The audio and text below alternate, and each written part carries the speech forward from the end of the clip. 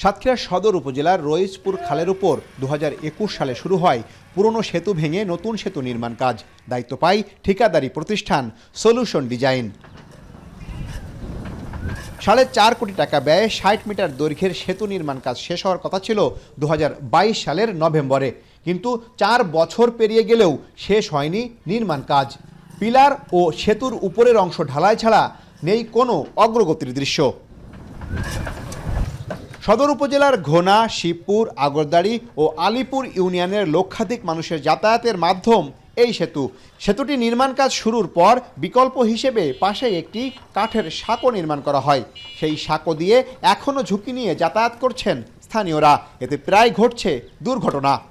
কাজের প্রতি কোনো গুরুত্ব নেই, আর দেখা যাচ্ছে আমরা তো অনেক হয়রানিতে আছি, ভোগান্তিতে আছি। আমাদের যে চাষবাস ব্রিজের উত্তর পাশে পূর্ব পাশে হওয়ার কারণে পশ্চিম পাশে যে সমস্ত মানুষের আমরা চাষাবাদের সঙ্গে জড়িত, তাদের শস্য, ধান চালগুলো, মাছ, তাদের বহন খরচ অতিরিক্ত হয়ে যাচ্ছে, 3 গুণ 4 গুণ হয়ে যাচ্ছে। এই সাইডে ধান ক্ষেত আছে, এরা মনে করেন এই 3 থেকে 4 বছর প্রায় 7 কিলো ঘুরে ওদের এই ধান বাড়ি ওঠাতে হয়।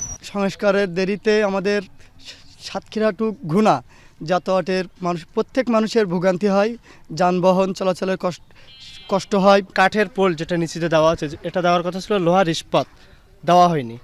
এখানেও দুর্নীতি ছিল। বিগত সরকারের দোসররা কন্ট্রাক্টরের কাছ থেকে বহু চাঁদাবাজি করেছে, বহু টাকা পয়সা নেওয়ার কারণে কন্ট্রাক্টর পিছাই গেছে। আসল কাশ্মীরি মানেই স্মার্ট কাশ্মীরি, একটি তাসমিয়া কসমেটিক্স অ্যান্ড টয়লেট্রিজ লিমিটেডের পণ্য। এসব ইউনিয়নের উৎপাদিত কৃষি পণ্য ও ঘেরের মাছ জেলা শহরের বাজারে নিয়ে আসার জন্য বর্তমানে 15 কিলোমিটার দূরের অন্য একটি সেতু ব্যবহার করতে হচ্ছে স্থানীয় বাসিন্দাদের। এছাড়া সেতু ব্যবহারের সুযোগ না থাকায় জরুরি প্রয়োজনে এই পথে চলাচল করতে পারে না অ্যাম্বুলেন্স ও ফায়ার সার্ভিসের গাড়ি। এখন এতটা লোকের এই ভোগান্তি, আর আমাদের চাষি মানুষের এই ফসল আলিপুরতে ঘুরিয়ে বাড়ি নিচ্ছে। এই ব্রিজটা কোনো প্রকার সংস্কারের কোনো উদ্যোগ নিচ্ছে না এই যে ঠিকাদারি কন্ট্রাক্টর সলিউশন ডিজাইন। গত 4-5টা বছর বিশাল একটা ভোগান্তিতে আছি। এই যে ভ্যান, কত ভ্যান যে পান্তি পড়লো, খানায় পড়লো, তার কোনো ঠিক নেই। এলজিইডি বলছে ব্রিজের মূল অবকাঠামোর কাজ শেষ হয়েছে, জমি অধিগ্রহণ জটিলতায় কিছু কাজ আটকে আছে। তবে দ্রুত সময়ের মধ্যে কাজ শেষ করার বিষয়ে চেষ্টা চলছে বলছেন কর্মকর্তারা।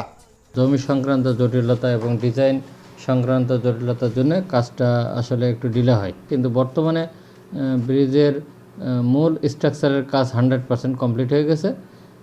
এখন শুধু 2 অ্যাপ্রোচের কাজ বাকি আছে। 2 অ্যাপ্রোচের কাজে এখন এখানে আবার জমি সংক্রান্ত জটিলতা দেখা দিয়েছে। পরে আমরা এটা ইউনো সাহেবকে জানাইছি।